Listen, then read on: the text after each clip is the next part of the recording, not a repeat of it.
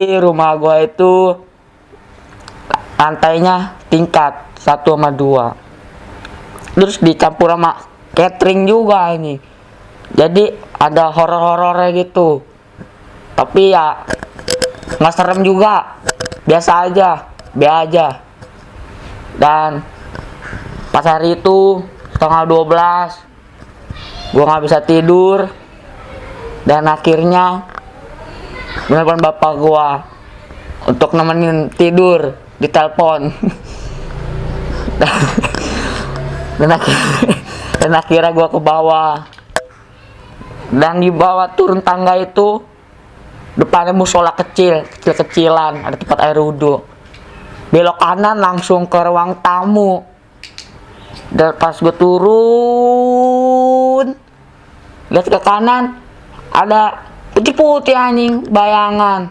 Tapi positive thinking itu halusinasi.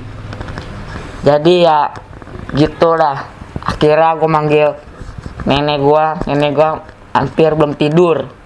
Dia masih bersihin kartu bank. Bank itulah. Bank itu. Dan akhirnya manggil aja gue sambil lihat belakang takutnya nanti di jump scare.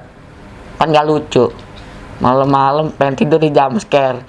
Dan akhirnya ya udah. Ada apaan tuh? Udah lanjut. Lanjut. Ini paranormal, ada paranormal. Dan di situ nenek gua langsung nemenin gua ke atas. Ya udah, dia nemenin gua tidur. Terus gua nggak bilang ke nenek gua kalau gua ngeliat putih-putih terbang gitu, biasa aja.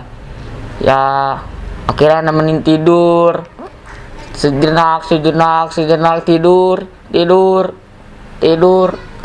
langsung. Terus dia turun ke bawah dan akhirnya udah nggak tidur, dia masak.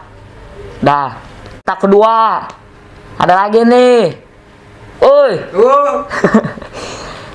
Pas itu gue lagi main PS sama kakak gua, lantai 2 deket tangga PS-nya.